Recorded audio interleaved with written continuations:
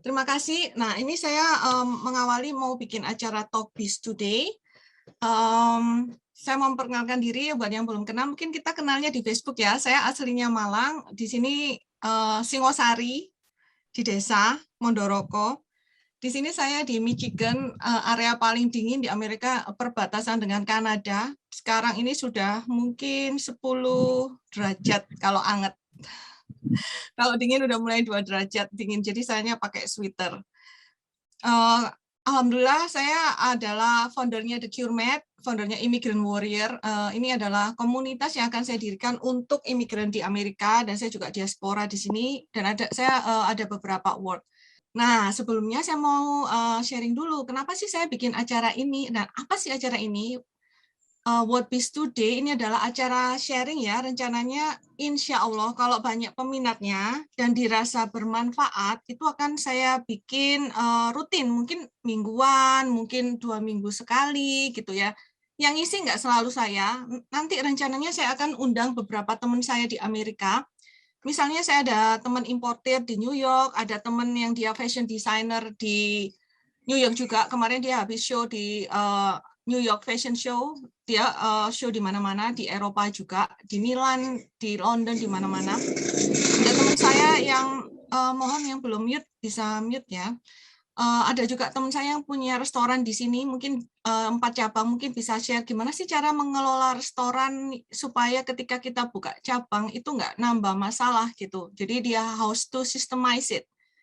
Terus mungkin saya bisa sharing gimana teman saya yang jualan di Amazon. Jadi nanti yang sharing nggak melulu saya gitu, karena saya sendiri merasa pengalaman ilmu saya masih terbatas, saya masih harus banyak belajar. Jadi saya akan mengundang teman-teman saya yang lebih expert. Saya juga punya teman di sini, orang Indonesia. Beliau adalah attorney gitu ya. Jadi dia bisa membantu pengurusan visa. Kalau misalnya teman-teman pengen green card, yang pengen kerja di Amerika atau pengen buka usaha di Amerika, sebenarnya kita bisa buka usaha di Amerika walaupun kita tempat tinggalnya di Indonesia. Kita bisa jualan di Amazon walaupun kita tempat tinggalnya di Indonesia. Saya sebenarnya bisa juga sharing tentang hal ini gitu, tapi lebih baik kalau yang sharing ini nanti adalah lebih expert gitu. Saya juga nanti bisa misalnya ngundang teman-teman saya dari startup founder, mungkin kalau ada yang pengen belajar cara bikin startup atau belajar digital, saya bisa undang teman-teman saya. Jadi acara ini untuk hari ini adalah sekedar apa ya, pembukaan kita yang santai hari ini, tapi saya akan sharing sedikit tentang fondasi berbisnis yang membuat teman-teman akan menjadi fighter, entrepreneur warrior gitu ya. Saya akan sharing yang sudah saya praktekkan gitu. Nanti next week kita beda topik, mungkin tentang produk apa yang cocok untuk market Amerika, untuk ekspor Amerika mungkin ya. Nanti teman-teman saya minta untuk ngasih masukan kira-kira tema apa yang cocok. Jadi saya menyesuaikan kebutuhan teman-teman gitu aja. Untuk 2 minggu lagi, yang jelas teman saya namanya Ibu Cornelia dari New York, beliau importir, tapi untuk importir pemula ya, nanti dia mencari UKM Indonesia yang siap ekspor ke Amerika, tapi pemula gitu, dia mau gitu. Karena saya juga punya importer yang besar gitu, kayak saya dulu hanya mau kerjasama dengan pabrik gitu ya, saya sendiri gitu. Nah, tapi kalau Ibu Cornelia ini siap kerjasama dengan UKM yang mungkin baru trial, dia nerima fashion, kopi, makanan, anything. Jadi ini nanti mungkin teman-teman jangan sampai ketinggalan yang 2 minggu lagi. Oh ya ampun, kok saya taruh sini, maaf. Who is set for? Nah, ini adalah forum ini untuk teman-teman yang memang targetnya itu market Amerika, atau untuk teman-teman yang pengen belajar ilmu terbaru dari Amerika, karena di Amerika sendiri itu saya lihat inovasinya sangat cepat gitu, dan ilmu yang saya pelajari di sini itu sangat in-depth. Saya sering kalau saya tidak ada niatan untuk merendahkan ya, tapi kadang ilmu yang kita terima dari Indonesia itu agak telat. Jadi misalnya buku yang di sini udah keluar bestseller, baru nanti tahun depannya itu ditranslate ke Indonesia misalnya. Itu kan membuat kita itu telat untuk tahu update ilmu terbaru. Terus saya melihat juga walaupun ya kita mudah mengakses YouTube atau mudah mengakses podcast, kadang kendalanya adalah bahasa. Jadi mungkin saya yakin teman-teman dengan mudah bisa dengerin praktisi dari Amerika gitu, tapi mungkin kendala bahasa. Kedua, apakah ini applicable untuk dibawa ke Indonesia? Nah, saya mau menjembatani itu karena yang saya sharing di sini hanyalah yang sudah saya praktekkan, yang menurut saya applicable untuk diterapkan di Indonesia.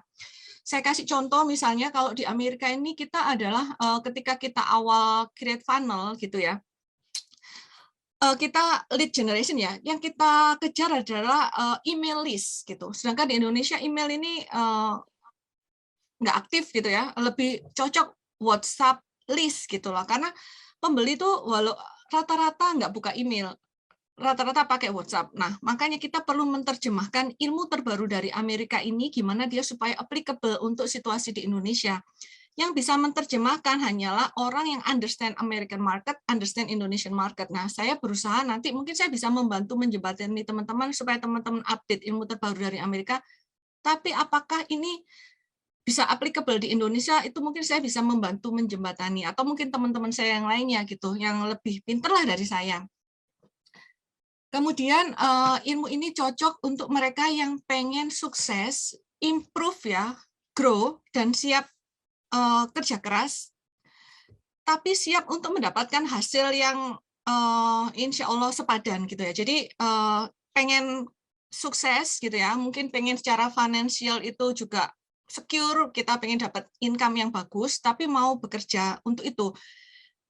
Forum ini nggak cocok untuk mereka yang pengen kayak instan, kayak cepat, ini nggak cocok terus terang. Atau yang pengen, apa ya,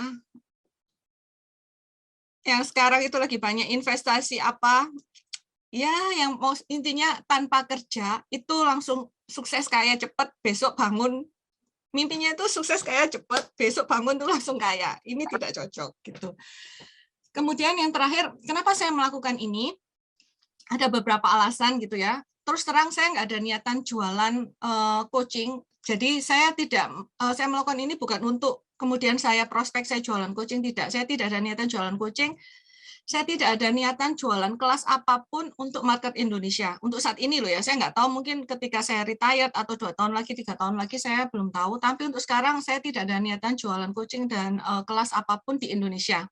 Saya belum ada rencana bisnis apapun di Indonesia untuk sekarang. Nggak tahu tahun depan, 2 tahun lagi, 3 tahun lagi. Lalu kenapa saya melakukan ini? Pertama, saya sendiri secara pribadi senang berbagi ilmu untuk teman-teman yang pengen belajar. Kenapa? Karena saya dulu itu dapat belajar ilmu bisnis itu bukan karena dari sekolah, tapi apa ya, nanya-nanya ke senior. Waktu itu saya ikut TDA, ikut IBF. Istilahnya belajar dari teman lain gitu. Terus saya pengen membuka channel sendiri di mana saya bisa langsung menyalurkan ilmu dari Amerika ya ke Indonesia, hanya ilmu yang terbukti real, apa ya, applicable, bukan ilmu yang menyesatkan. Jadi saya dulu itu pernah berbisnis dan bangkrut, wis. Itu gara-gara saya ikut ilmu yang sesat gitu ya. Jadi waktu itu saya diajari bahwa bisnis itu adalah hutang itu mulia. Akhirnya saya numpuk utang, nggak bisa bayar. Mungkin saya nggak akan mention nama karena saya nggak mau menjelekkan seseorang, tapi saya dulu belajar bahwa hutang itu mulia, akhirnya saya nyungsep. Nah, saya nggak mau belajar seperti itu. Ketika saya ke Amerika, saya belajar dari ilmunya Warren Buffett misalnya ya, kita harus menutup kartu kredit. Dulu saya diajari hutang kartu kredit. Ini sangat berbeda. Di sini, yang diajarkan oleh orang-orang yang sangat kaya, misalnya Warren Buffett, terus misalnya Steve Jobs gitu ya, mereka ngajarin kita itu menutup hutang kartu kredit gitu ya. Kita hanya utang yang produktif gitu. Kemudian yang perlu lainnya adalah kita harus bisa saving gitu ya dari income kita untuk kemudian diinvestasi secara tepat. Ini contohnya gitu ya. Jadi saya pengen teman-teman yang di Indonesia mendapatkan ilmu yang benar supaya teman-teman itu nggak terjebak dan nggak gagal seperti saya. Itu. Karena kadang saya ada lagi itu saya pernah lihat itu ya, ada yang ngajari ekspor ya. Ngajari ekspor itu kalau mau jualan di Amazon itu cukup barcode-nya browsing di Google yang produknya mirip kita taruh di produk kita. Nah, itu salah karena kalau kita melakukan itu nanti Amazon ini bersih-bersih itu maka akun kita akan di-delete forever gitu. Terus contoh lainnya adalah kalau misalnya kita mau ekspor itu kalau mau awal itu kita borongan aja atau misalnya kita titip di cruise atau apa. saya tidak menyarankan itu. Nanti saya kasih tahu caranya ekspor yang legal dan aman untuk yang belum pernah ekspor. Itu saya bisa sharing gitu ya.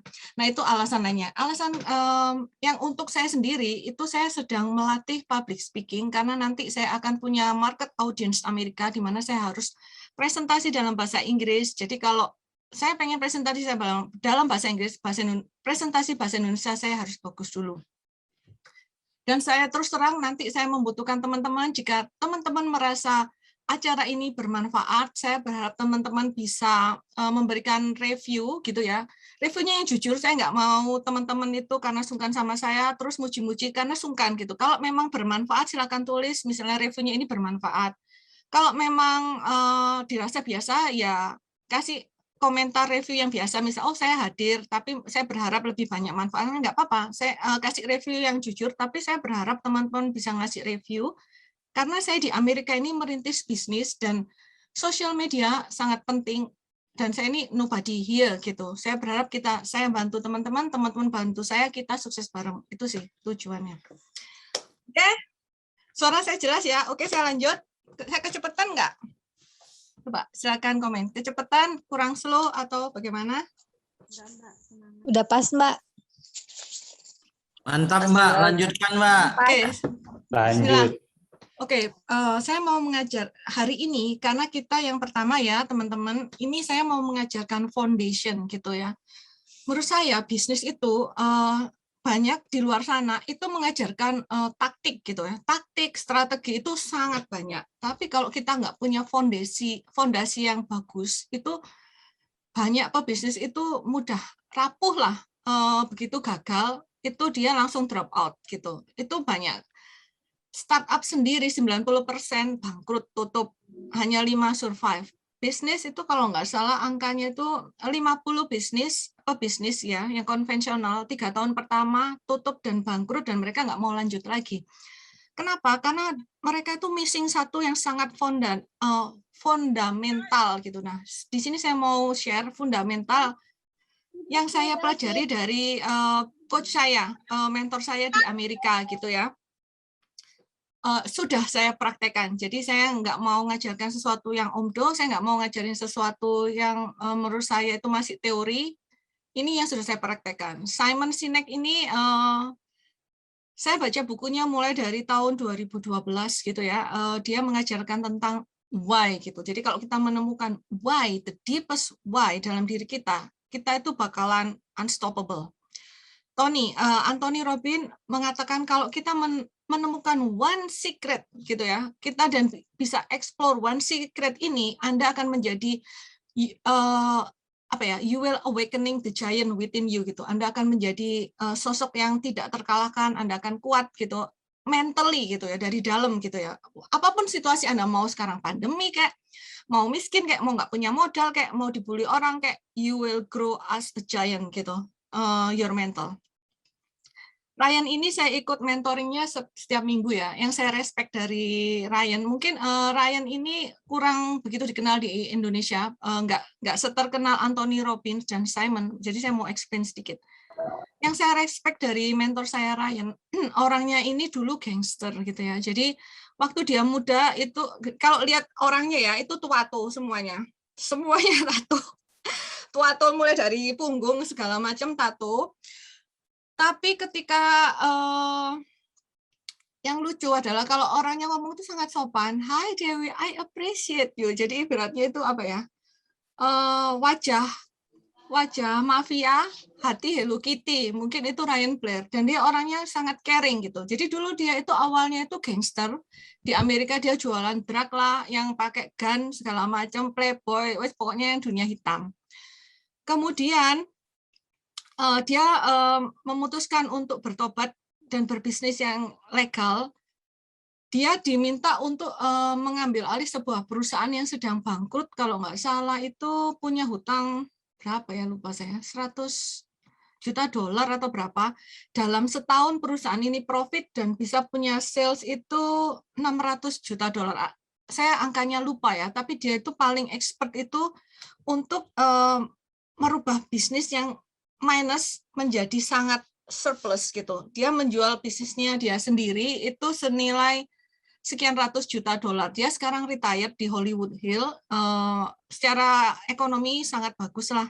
Rumahnya gede banget di Hollywood Hills, area paling mahal di Hollywood, mobilnya Ferrari. Cuman yang saya kagumnya dari dia adalah dia itu banyak beramal gitu. Jadi dia punya organisasi non-profit sendiri, dia punya bisnis coaching sendiri, namanya Alter Call. Semua profitnya digunakan untuk amal gitu. Nah itu yang saya kagumi dari dia. Dia juga mengajarkan satu hal yang harus kita punyai supaya kita menjadi orang yang sangat sukses dan nggak stres gitu. Dan kita nggak lupa tujuan hidup kita. Oke, next, Joel. Joel ini saya baru gabung mastermind-nya. Duh, nggak ono, Rek. Oke, thank you, Mas Aziz. Joel ini saya baru gabung mastermind-nya itu 3 minggu yang lalu. Siapa Joel? Joel ini adalah gurunya Anthony Robbins, gurunya siapa ya Presiden Amerika sebelumnya itu? Bill Clinton, gurunya Brandon Kane, gurunya siapa lagi ya? Pokoknya dia gurunya guru lah, saya lupa nama murid-muridnya. Gurunya Peng Joon. Nah, Peng Joon secara khusus belajar ke Joel untuk cara closing gitu. Makanya karena Peng Joon, mentor saya, belajar ke Joel, saya belajar ke Joel juga gitu. Karena saya pikir, oh mentor saya belajar ke Joel, ya udah saya belajar ke Joel gitu. Nah, sekarang next slide. Apakah rahasianya? Next slide.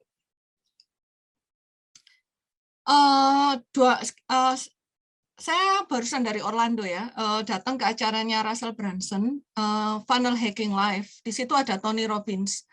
Tony Robbins, silakan di-play Mas, mengajarkan tentang strategi story state. Video ini saya play untuk menunjukkan bahwa saya benar-benar belajar dari Anthony Robbins ya, jadi saya nggak omdo gitu. Oke Mas, stop. Thank you Mas Aziz. Oke, nah sekarang saya mau teman-teman, saya nanti minta pendapatnya teman-teman. Silakan tulis di chat ya pendapatnya teman-teman. Gini, saya mau cerita dulu sebelum saya explain. Jadi kalau saya ceritakan teman-teman, menurut teman-teman gimana? Ada dulu ya, saya mau menceritakan tentang kisah hidup seseorang, story ini. Ada seorang anak gitu ya, bayi. Dia lahir di Indonesia gitu ya, dari keluarga yang bisa dibilang miskin lah, biasa, sederhana gitu ya.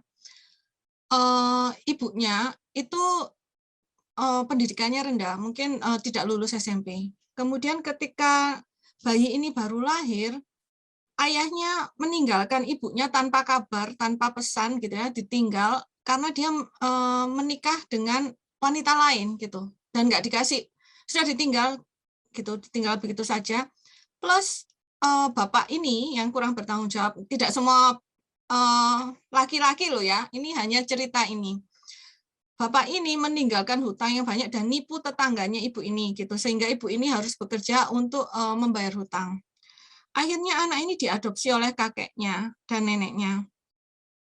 Pada usia 9 tahun kakeknya meninggal. Dan anak ini sempat dititipkan ke tetangga karena ibunya itu harus kerja di pabrik jahe, terus kadang juga menjaga toko tetangga karena serabutan lah. Anak ini akhirnya dititipkan tetangga yang punya anak usia mirip lah. Apa yang terjadi? Anak ini hampir diperkosa oleh anak tetangganya yang dititipi gitu. Jadi anak ini masih TK, anak tetangganya ini SMP.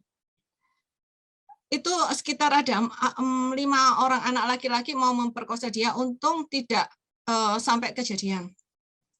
Kemudian ketika anak ini SMP gitu ya, dia karena dianggap kurang, anak ini nuwakal karena nuwakal gitu ya, sering dipukuli sama neneknya, dipukuli pakai kayu, kadang pakai sapu lidi. Mungkin kalau yang usianya seangkatan saya itu gaya pengasuhan orang tua dulu itu seperti itu.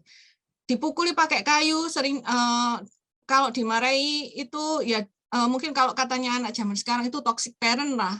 Kalau anak sekarang kan kadang disuruh nyuci piring, toxic parent, disuruh nyapu halaman, toxic parent. Nah ini mungkin kalau dianggap toxic parent. Kemudian ketika dia berbisnis, dia bangkrut. Ketika dia menikah, dia bercerai, gitu ya. Dia tidak diterima oleh keluarga mertuanya karena dianggap jelek, gitu ya, jelek, miskin, gitu ya. Bahkan tidak dikenalkan ke keluarga karena dianggap tidak satu level, gitu. Ketika itu sempat ya ketemu dengan perampok. Sama perampok ini diculik dan dibuang di tengah sawah. Setelah diambil semua perhiasannya, dibuang di tengah sawah gitu. Nah, saya tanya ke teman-teman, kira-kira kalau ada orang mengalami ini, kira-kira dia akan menjadi orang negatif atau positif? Tulis saja, negatif atau positif, rata-rata. Tulis saja kira-kira. Silakan di chat. Ini adalah story, gitu ya, story hidup seseorang. Dan kebetulan itu sebenarnya story hidup saya gitu. Nah, teman-teman melihat saya seperti apa sekarang? Negatif apa positif gitu. Itu adalah real story hidup saya gitu.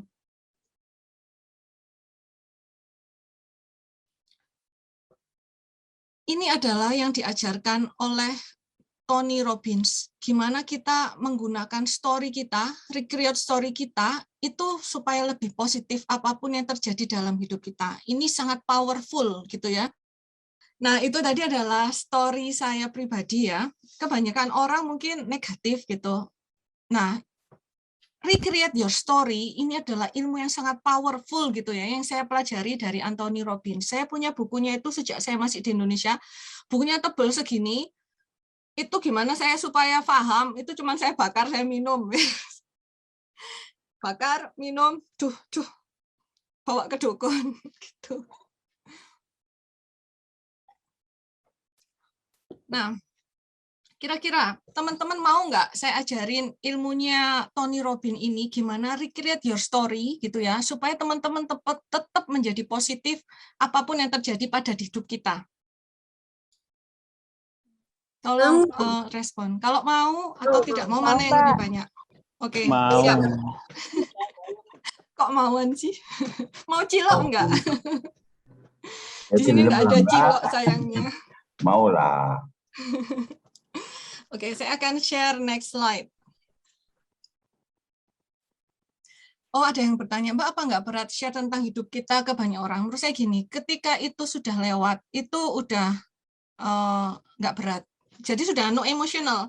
Tapi ya, kalau saya mau cerita yang baru terjadi, saya bisnis di sini juga nggak enak terus ya. Saya ada klien besar gitu ya, sekian miliar itu nggak mau bayar. Itu kita harus masuk ke pengadilan. Kita harus nge-sue. Nah, kalau cerita itu saya masih pegel terus terang.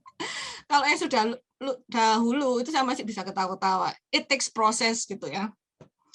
Oke, saya slide berikutnya, Mas. Jadi gini, tadi, oke. Ini yang di awal, stop Mas. Nah ini adalah saya dulu. Itu saya melongo ya, mulut saya. Saya sampai kelas 5 SD, bukan. Saya sampai SD itu nggak bisa lepas dari dot. Karena nggak bisa lepas dari dot, itu mulut saya dulu memble. Gigi saya jelek wes, gak karu-karuan. Sampai saya itu pernah ya ngisi seminar. Saya itu kan orangnya wes pokoknya nggak bisa. Kalau mau ngomong ya ngomong, mau ketawa ya ketawa, nggak bisa serius. Sampai sama pembicara lain saya inget tuh bilang ini, Mbak, cangkemmu gitu. Oh my god. Karena gigi saya hancur wes dulu. Terus saya kalau ketawa lebar banget. Nah itu gara-gara saya ngedot nggak lepas-lepas. Itu di keluarga saya karena saya tuh memble ya, sama ibu saya itu diginiin, wih bayem, itu istilahnya gini, wih mingkem, karena saya dulu tuh memble gitu sampai SD, mesti diingetin ibu saya, wih mingkem, itu ibu saya, itu saya, itu rumah saya. Rumah saya di Gang Telek, karena apa? Saya gangnya kecil, tetangga saya itu miara ayam tuh banyak, dan biasanya itu nelek di depan rumah saya semuanya. Saya pernah bikin craft ya dulu dari kertas daur ulang, mungkin 50 lembar. Diinjak-injak ayam tetangga sama ditelei, itu sampai saya pengen nangis itu dulu. Nah itu. Oke Mas,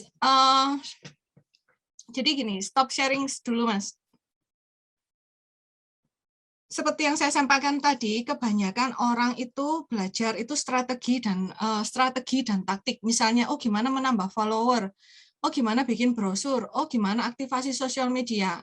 Itu penting, tapi yang paling penting, lebih penting di atasnya adalah strategi. Strategi itu misalnya adalah owner itu tugas utamanya adalah strategic thinking gitu ya. Misalnya kayak bisnis saya ini mau go online full atau kita mau offline, kita ekspansinya itu pakai franchise atau partnership atau kita pakai marketplace. Nah, itu strategic thinking ini yang lebih penting dibandingkan taktik. Jadi teman-teman, saran saya itu menghabiskan waktu di strategic thinking. Tapi strategic thinking ini sudah banyak yang mengajari dan saya yakin banyak master ilmuwan teman-teman yang jauh lebih hebat dari saya yang teman-teman bisa belajar ke sana. Nah, saya mau ngajarin teman-teman story. Story ini adalah gimana ketika kita recreate gitu ya kejadian hidup kita, tapi kita melihatnya dari sisi yang berbeda gitu. Nanti saya jelaskan dulu, nanti saya ajari step by step-nya setelah ini. Jadi ketika kita mengalami ya sesuatu, kita langsung balikkan gitu. Oh, saya kasih contoh misalnya. Oh, saya dulu sering dipukuli sama nenek saya gitu ya, pakai kayu gitu. Kalau nenek saya marah itu gini, oh anaknya setan. Kalau orang Jawa pasti paham itu, wah anaknya setan nih, gak mulai-mulai sampai maghrib, wis gitu misalnya. Karena saya sering dibully, itu saya bisa kalau misalnya saya mau ambil yang negatif, waduh saya toxic parent, saya nggak mungkin bisa sukses karena saya terluka batin saya. Tapi saya kita rubah gitu ya. Biasanya saya tulis gitu. Kejadiannya apa? Oh, waktu itu saya dipukul nenek saya, dibilang anaknya setan. Terus saya bilang, oh toxic parent. Nah ini kita rubah gitu, ditulis ya. Karena ketika ditulis itu secara psikologis dan emosional itu langsung bekerja di alam bawah sadar kita. Kita tulis dengan sadar gitu ya. Rencananya bagaimana kita menerjemahkan kejadian ini menjadi lebih positif. Jadi misalnya, oh karena saya sering dipukuli dan misalnya dimarahin nenek gitu dengan kata-kata kasar, saya tumbuh menjadi mental yang tangguh, tidak cemen, dan tidak mudah di-pressure. Jadi gini, ketika saya di Amerika, itu kalau kita negosiasi sama bule, itu nggak ada yang namanya sungkan-sungkanan. Mereka langsung, oh your product is ugly. It is too expensive.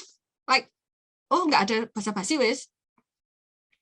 Misalnya gini, what is this? Like, ya kayak gitulah kalau sama bule. Kalau misalnya kita hati rapuh, mungkin kita udah nangis gitu ya. Kalau saya dilempar, oh ya tak makan. Oh kamu nggak mau bule, ya tak makan gitu. Nah, cara paling powerful adalah ditulis gitu ya. Jadi sempatkan gitu misalnya ya, kita ada kejadian, oh saya baru ditipu nih sama partner saya sekian miliar gitu. Ini kejadian saya ya di sini. Gara-gara dia nggak bikin kontrak, kita sekian miliar mengambang. Saya tulis, oh saya bisa aja ngomong, waduh saya kehilangan duit sekian miliar yang harusnya bisa buat modal, saya rugi, saya bodoh. Enggak, yang saya tulis ya, oh dengan kejadian ini saya harus memilih partner dengan lebih hati-hati. Untungnya adalah saya mendapat banyak pengalaman berbisnis healthcare yang bisa saya gunakan untuk modal masa depan.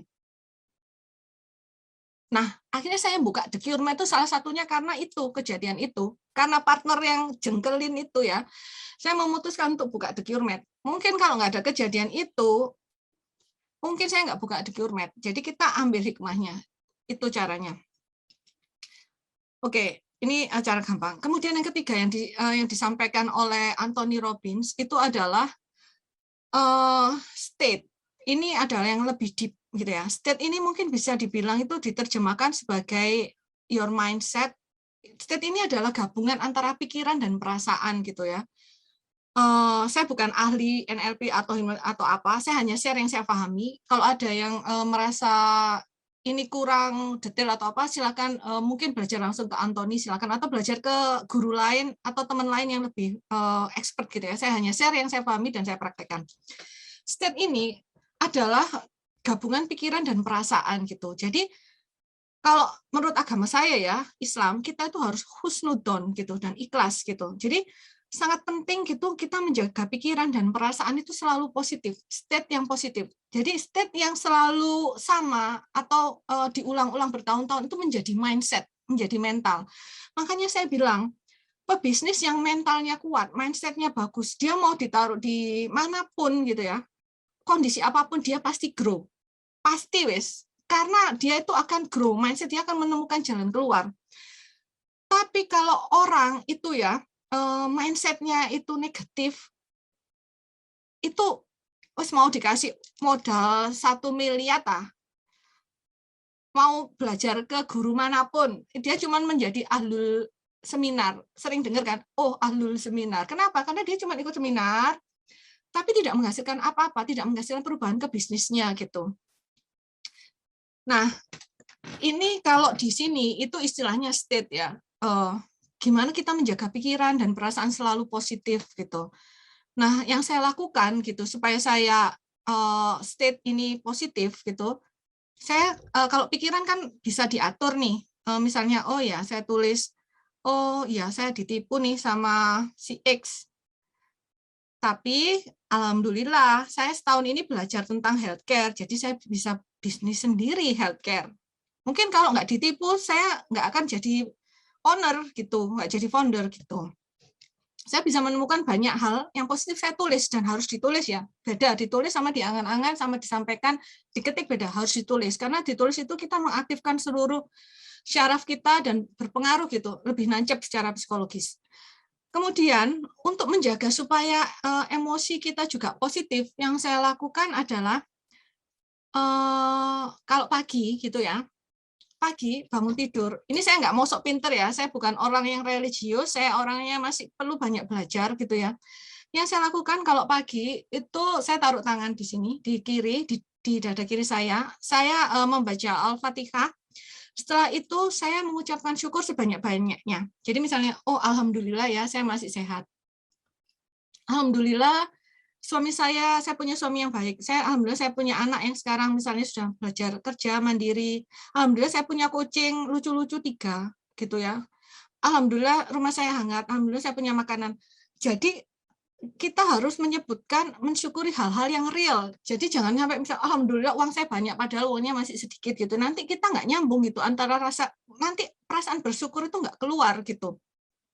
Jadi kita syukuri gitu. Oh, alhamdulillah nanti saya bisa yang kecil-kecil, nanti ketemu teman. Tapi yang real. Nah, itu ketika saya melakukan itu pagi hari itu ya, itu perasaan saya sudah positif. Itu sebelum saya melakukan yang lainnya gitu. Nah, nanti bisa ditambah dengan tulisan pagi. Jadi saya punya buku bersyukur gitu ya, yang biasanya saya tulis alhamdulillah misalnya. Hari ini bisa makan tempe. Kalau di Amerika makan tempe itu harus disyukuri, wajib wis. Beda sama di Indonesia. Terus misalnya alhamdulillah gitu ya, saya bisa makan bakso. Makan bakso di Amerika wajib disyukuri. Nah, itu kita lakukan hal itu kita akan membangun state kita itu selalu positif. Ya nggak selalu sih, saya juga pernah ya kalau kadang sumpek gitu ya, udah hang gitu. Saya ngomong biasanya ke tim, otak saya udah hang gitu. Biasanya saya pakai tidur wis. Itu untuk netralisir. Nah, kemudian saya berusaha untuk positif lagi dengan cara yang tadi. Itu state. Nah, kalau yang diajarkan oleh Anthony guru saya yang lain, yaitu oleh Ryan Blair, kita harus menemukan purpose gitu ya dalam hidup gitu ya. Itu tadi itu hal yang very basic. Jadi itu untuk diri kita sendiri ya. Jadi oh kita harus positif. Tapi kalau kita sudah melewati itu, kita harus next stage gitu. Next stage itu adalah kita harus life itu untuk siapa, untuk apa? Kita mencari tahu. Kita itu dilahirkan tuh untuk apa sih? Kalau dalam sekali lagi ya, saya bukan orang yang alim. Tapi saya percaya ya dalam Islam itu kita itu we are born itu untuk menjadi rahmatan lil alamin gitu. Jadi kita harus membawa manfaat untuk orang lain walaupun yang sekecil-kecilnya minimal untuk keluarga, untuk teman, untuk tumbuhan, untuk hewan. Minimal ya kalau minimal kalau saya nggak bisa memberikan manfaat banyak orang, minimal saya nggak menyakiti hewan. Itu katanya Gus Paham. Minimal saya nggak jadi orang maksiat atau apa. Kita harus find purpose gitu. Katanya Paul Bauer ya, Joel Bauer, dia bilang gini, if you find your purpose, you will be freaking unstoppable. Freaking unstoppable. Jadi Anda tidak akan terhentikan, mau ada pandemi kayak, mau ada ekonomi gak karuan kayak, mau pemerintahnya ngaco kayak, pemerintah di sini juga ngaco ya. Maksudnya ya pemerintah itu rata-rata sama lah. Terutama yang waktu Trump itu kondisi untuk imigran kayak saya itu berat gitu. Jadi tapi kalau kita punya purpose dalam hidup gitu ya, kita akan freaking unstoppable kalau katanya Joel Bauer. Kalau katanya Simon Sinek, kalau Anda menemukan your biggest why in your life gitu ya, itu Anda pasti akan sukses gitu ya, dengan sesuai koridor Anda sendiri yang nggak mungkin semua orang jadi presiden, tapi Anda akan menjadi sukses untuk level kita gitu. Misalnya kita guru mungkin jadi guru yang terbaik, entrepreneur terbaik, mungkin suksesnya finansial, mungkin suksesnya keluarga, itu tergantung target kita sendiri masing-masing gitu. Nah, kalau katanya Ryan Blair gitu ya, ketika Anda menemukan purpose gitu ya, Anda akan bisa menjadi orang yang sangat sukses dengan cepat gitu ya, sukses cepat, dan Anda tidak mudah dibelokkan oleh kejadian di luar Anda. Misalnya ya tadi ekonomi, teman nggak mendukung, keluarga nggak mendukung, nggak ada modal, you will find a way gitu. Nah, sekarang pertanyaan selanjutnya. Saya ada punya dua cara untuk menemukan purpose. Satu, itu adalah caranya Anthony Robbins yang paling gampang, itu 7 why. 7 stage why. Sama ada lagi menemukan purpose yang merupakan rangkuman dari Ryan Blair sama Jack Canfield. Ini saya praktekkan. Ini teman-teman siapkan kertas sama pulpen, kita kerjain bareng. Jadi nanti kalau ada yang bingung bisa langsung tanya, tapi kita kerjain bareng biar kita langsung praktek gitu. Jadi teman-teman langsung keluar dari area ini, sharing ini, teman-teman mendapatkan manfaat gitu. Silakan kalau yang belum ada kertas, belum ada pulpen, silakan ya, karena ini harus ditulis gitu. Mas Chandra tadi masih ada nggak ya?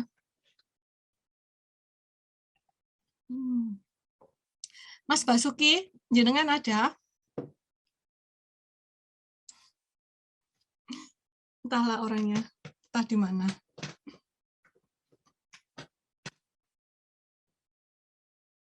Silakan yang belum ada kertas, yang belum ada pulpen. Teman-teman, ini saya share ini supaya teman-teman punya fondasi ya.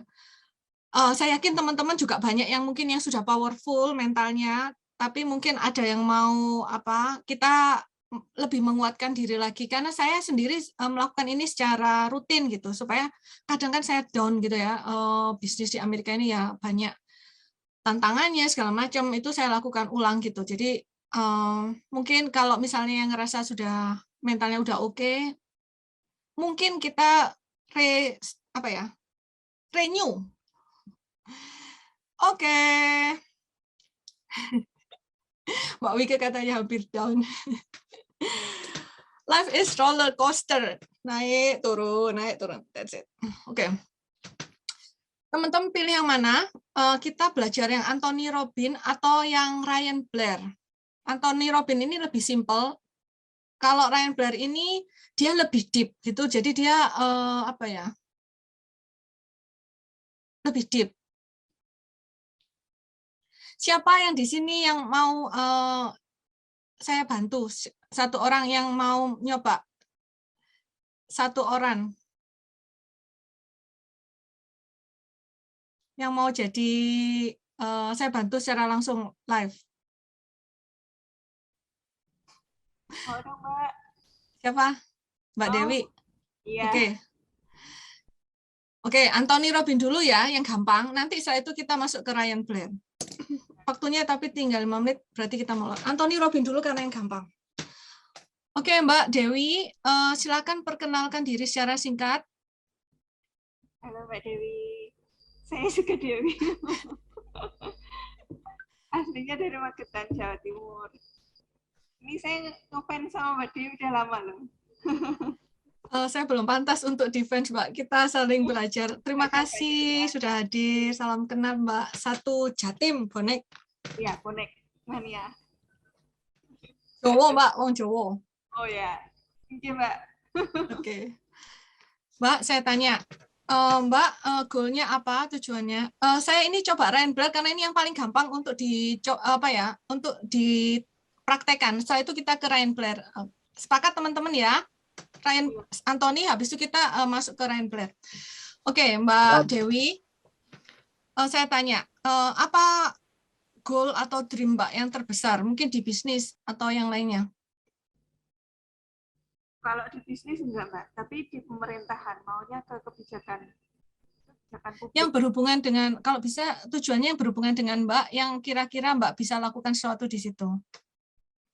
Atau di keluarga, atau di diri misalnya, oh pengen belajar ini, atau pengen lebih baik di bahasa Inggrisnya, atau mempelajari agama apapun, tapi yang diri sendiri. Teman-teman ini bisa dicoba ya. Pertanyaan pertama adalah, apakah goal Anda? Tolong ditulis. Goal atau dream Anda. Bisa yang paling Anda inginkan. Atau pengen anak Anda sukses, misalnya Mbak Dewi, misalnya, oh saya pengen anak saya lulus cum laude, apapun, tapi yang berhubungan dengan jenengan pribadi. Teman-teman tulis, tolong ditulis, kita langsung praktek. Oh, saya pengen ibu saya sembuh, Mbak. Oke.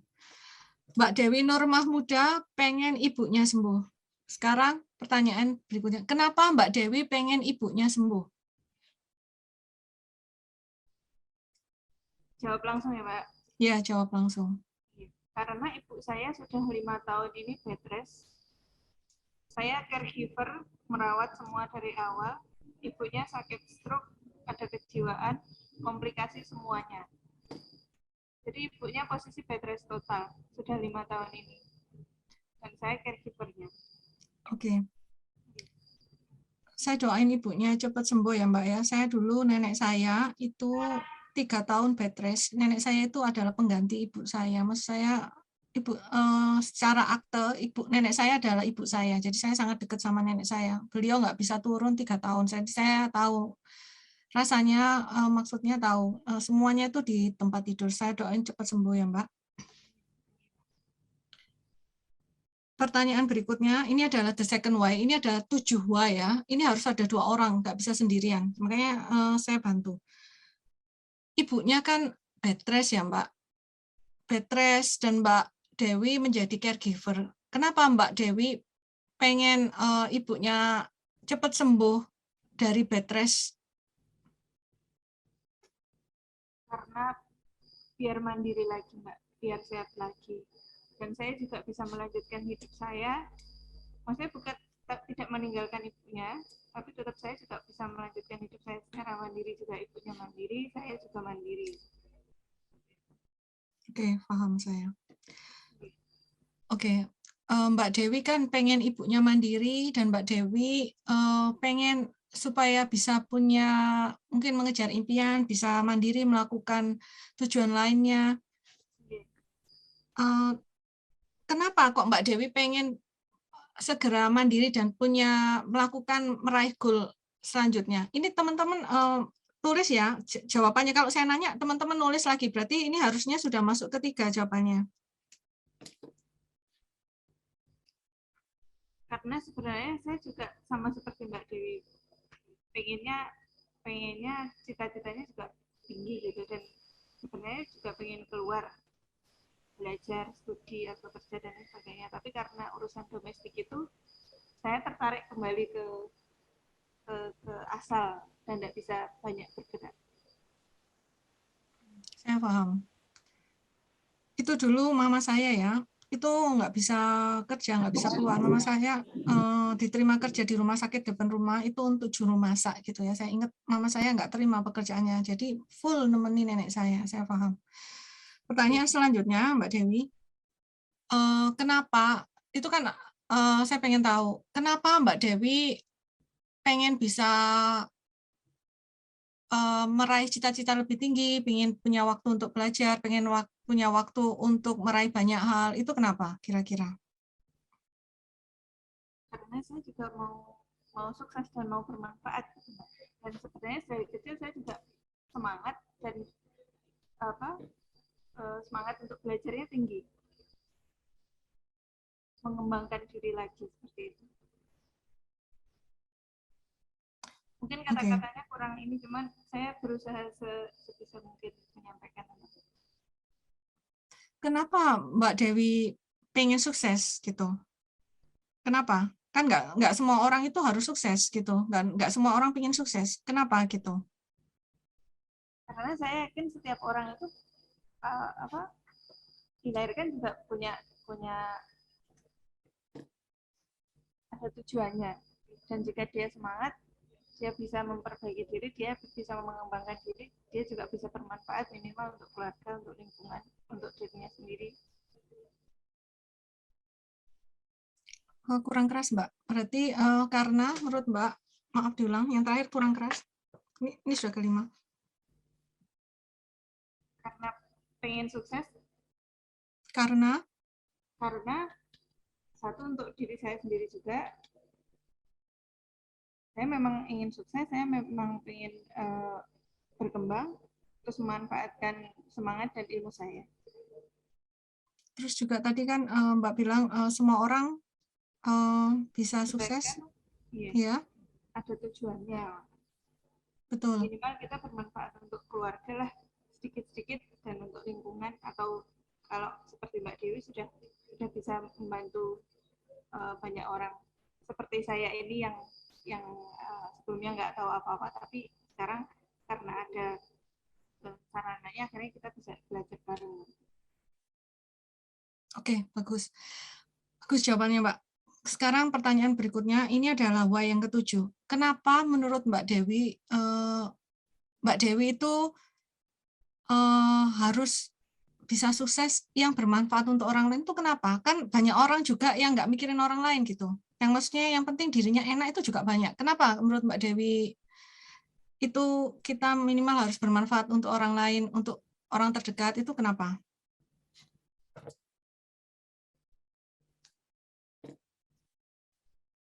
Karena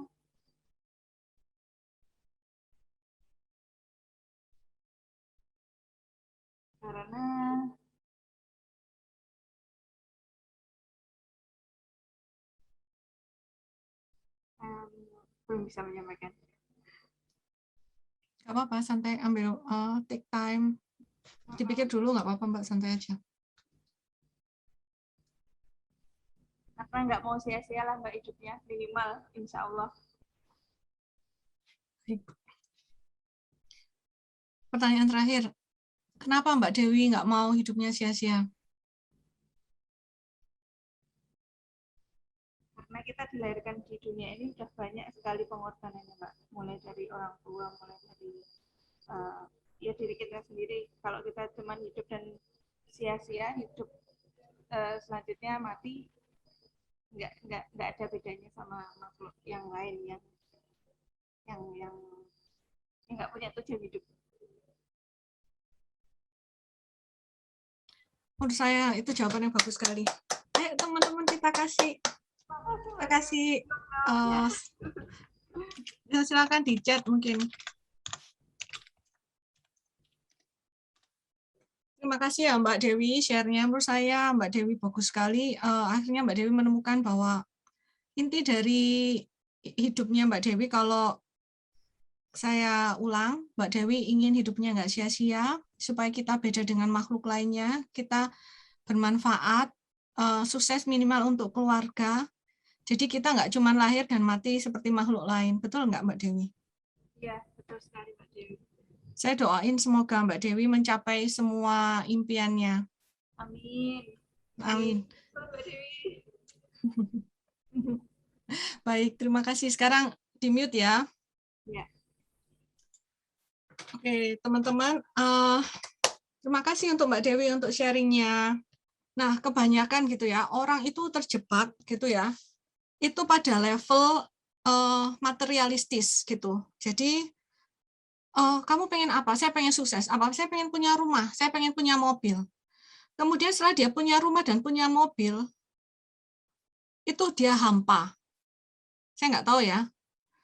Tapi di Amerika sini banyak sekali orang itu yang di sini tuh orang kaya itu sangat banyak, tapi orang hampa itu banyak. Makanya di sini tuh sebenarnya gimana ya kalau ngomong terlalu materialistis. Kalau masalah kemiskinan nggak ada, ya ada, tapi nggak seperti di Indonesia. Tapi kadang ketika orang mencapai level tertentu materi gitu ya, itu hampa gitu. Karena misalnya gini, mungkin ya sekarang ya kita pengen makanan enak nih. Misalnya saya ya pengen makan bakso. Sukaan saya itu bakso sumsum di Singosari itu wes pokoknya favorit sedunia. Itu saya suka. Ingin wes. Terus kemudian saya makan bakso itu. Oh, seneng alhamdulillah. Besoknya makan bakso lagi. Makan bakso lama-lama hampa. Sama ketika kita itu pengen punya rumah bagus. Udah. Terus mau apa gitu? Mau dipamerkan? Mau ditinggali? Mau apa? Setelah punya rumah. Terus punya mobil. Toyota, naik ke Tesla, Ferrari, Lamborghini, terus mau apa? Kalau kita nggak menemukan the deepest why, itu kita akan hampa gitu, dan akan banyak gitu ya teman-teman saya itu yang dia itu sudah level ekonominya mapan, pengen bunuh diri itu ada. Saya kenal orang yang levelnya mapan, dia hampa, kena masalah dikit gitu ya, karena dia putus sama pacarnya, dia mau bunuh diri gitu. Padahal dia pekerjaannya bagus, uangnya banyak. Bayangin ya, surgeon di Amerika itu take home pay-nya itu $50.000 per bulan. Itu berarti mungkin ya 800 juta per bulan. Single, rumahnya bagus, pokoknya dia mau bunuh diri karena masalah dengan pacarnya. Itu kenapa? Karena hampa. Jadi teman-teman, ketika kita punya purpose, tahu why, itu kita lebih kuat karena kita tahu oh hidup saya ini nggak cuma untuk cari mobil gitu. Gini Mbak Wiker kan nanya, aku kok mentok di 5 ya? Ini bisa dipaksa sampai 7, harus sampai 7 Mbak. Jadi ditanya lagi kenapa? Kalau belum menemukan jawabannya itu kita menyendiri dulu nggak apa-apa gitu. Oke, sekarang kita pakai yang strateginya Ryan Blair, gimana menemukan purpose secara lebih detail. Kalau ini tadi kan secara gambaran umum ya, bahwa kita harus bermanfaat. Lalu pertanyaan selanjutnya, bermanfaat seperti apa gitu ya? Kalau saya secara pribadi sudah menemukan gitu, bermanfaat seperti apa secara detail saya sudah menemukan. Nah, teman-teman kira-kira sampai di sini cukup, ini sudah jam 10 sih, waktunya udah habis, atau mau lanjut ke Ryan Blair sekarang? Atau jawab pertanyaan sudah masuk beberapa, Lanjut, atau kita lanjut Pak. minggu depan. Lanjut. Kita lihat jawaban di chat. Lanjut. Oke, baik. Malam Ini minggu. molor lanjut, ya. Pak. Malam nggak apa-apa. Di sana kan malam. Nggak apa-apa. Oke, baik. Di Amerika jam berapa, Mbak Dewi? Di sini pagi jam 10. Sekarang saya pinteran, Mas. Dulu itu ya, saya sharingnya itu kebalik. Di sini tuh dimulai jam 8 sini. Di Indonesia pagi. Habis itu karena antusias ya, sampai molor di sini tuh jam 1 malam sampai saya tuh wis kuyep-kuyep, Mas. Ditanya itu sudah hang saya. Akhirnya sekarang saya ngambilnya di sini pagi, Indonesia malam. Kalau Zoom lebih ramai malam di sini, Mbak. Oh, gitu ya, Mas. Ya. Sudah pada santai. Oh, oke, berarti udah tepat. Ini tapi ada yang nggak hadir nih, yang daftar kemarin kayaknya 100 lebih, tapi yang hadir 69, tapi nggak apa-apa. Saya mengucapkan terima kasih untuk teman-teman, saya sangat menghargai kehadiran teman-teman, menyempatkan diri hadir. Ini silaturahmi pertama kita, semoga berlanjut. Silaturahmi Ini langsung boleh ya. nanya sedikit enggak, Mbak? Oh, boleh? Boleh ya. Perkenalkan saya Haris, Mbak, dari Medan. Horas, Pak. Horas. Oke, mau nanya sedikit. Itu kue roll Medan tuh saya sangat suka, yang isinya apa itu Mas, keju apa, sangat terkenal kue roll di Medan. Meranti. Iya, itu meranti, itu favorit saya. Kalau kirim ke Jangan, Amerika, Mas. basi nggak ya? Basi, Mas, jangan, Mas. Tapi itu favorit saya. Oke, silakan lanjut, Mas. Oke, terima kasih Mbak Dewi, keren banget nih sharingnya. Izin saya mau Terima nanya kasih, sedikit, Mas Haris. Ya. gimana caranya supaya ini kan kadang saat kita bertanya ke orang itu kan sampai kita tahu ini udah dapat 7 why gitu. Nah kenapa why-nya harus tadi saya menarik gitu ya, dari kadang-kadang kan orang impiannya kecil ya, kayak Mbak Dewi tadi sorry bukan kecil lah. Maksudnya simple. Ya saya pengen ibu saya sembuh lah, saya nggak mikirin yang lain lah gitu kan. Nah, tapi Mbak cuman gitu. Kadang kan ada orang, aduh saya yang penting sekarang anak saya sembuh dulu gitu, ya kan. Nah, kan terkadang kita ya berhenti di situ. Nah ternyata begitu digali ada impian dia yang lebih besar gitu. Nah karena saya tertarik. Nah mungkin bisa dijelaskan kenapa sampai harus 7 ya Mbak ya, why-nya itu. Kenapa nggak lebih, kenapa nggak kurang gitu. Dan kapan kita tahu kalau itu sudah the deepest why gitu. Ya, udah benar-benar why-nya yang benar-benar stopnya di situ gitu, yang paling big-nya di situ. Ya, terima kasih Mbak Dewi. Terima kasih. Ini saya jawab setahu saya ya Mas ya. Saya bukan expert di bidang NLP seperti Anthony atau mungkin ada teman-teman di sini yang lebih expert yang mungkin bisa membantu. Tapi sekedar saya share aja. Kalau dari 7 Why ini itu menurut Anthony Robbins itu sudah masuk di stage yang subconscious. Jadi ketika kita digali itu biasanya kalau pertanyaan pertama itu kenapa kamu, apa tujuanmu? Yang penting saya lunas hutang. Itu dia yang muncul itu adalah apa yang kelihatan di depan mata gitu, yang dia di alam pikiran gitu. Tapi ketika dia ditanya lagi gitu ya, biasanya dia kalau sudah mulai 4, 5, itu dia sudah mulai mikir deeper gitu, sudah mulai menyangkut emosional, dia sudah mulai masuk subconscious. Oh, bayar utang kenapa? Biar saya nggak dihina-hina tetangga misalnya, atau biar saya jangan sampai dicerai suami. Nah, ketika 7, itu biasanya orang itu mikirnya lebih dalam, karena itu sudah nggak di tahap conscious lagi jawabannya, tapi sudah masuk lebih dalam lagi di subconscious gitu. Mungkin itu berhubungan dengan trauma masa lalu, mungkin itu berhubungan dengan hal emosional yang terjadi akhir-akhir ini. Nah, kalau angka 7-nya, itu yang terus terang itu dari Anthony Robbins, dia nggak menjelaskan kenapa 7. Tapi, nah ini mungkin ada yang bisa lebih sharing. Ada Mbak Evi atau Mas Hadi, silakan. Ini mungkin lebih paham ya, saya karena ikut nggak mempelajari sampai sedetil itu, mungkin ada yang lebih mantap. Monggo Mbak Evi dulu, lalu Mas Hadi. Silakan. Siapa dulu? Ini sharing bebas ya, silakan yang mau sharing. Mbak Dewi izin mau nanya sedikit Mbak Dewi. Loh, jangan nanya. Ini bagus Bukan. saya jawab Mas Haris. Sharing. Maksudnya biar nanti yang bantu jawab bisa ini kan. Kadang-kadang gini. Saya merasakan ya, begitu kita impian kita ingin bermanfaat bagi banyak orang gitu ya. Tapi di hati kecil itu kayak itu hanya modus gitu. Sebenarnya kita mau memperkaya diri kita dengan dalih seolah-olah biar kita kaya, biar kita sukses bisa bantu banyak orang gitu.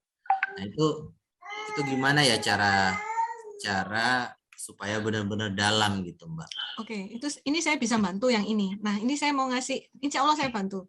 Ini Mbak, saya mau ngasih ruang untuk Mbak Evi ya. Beliau ini NLP practitioner, jadi beliau lebih bisa membantu kita. Gimana? Sepakat? Boleh. Oke, aku sharing aja.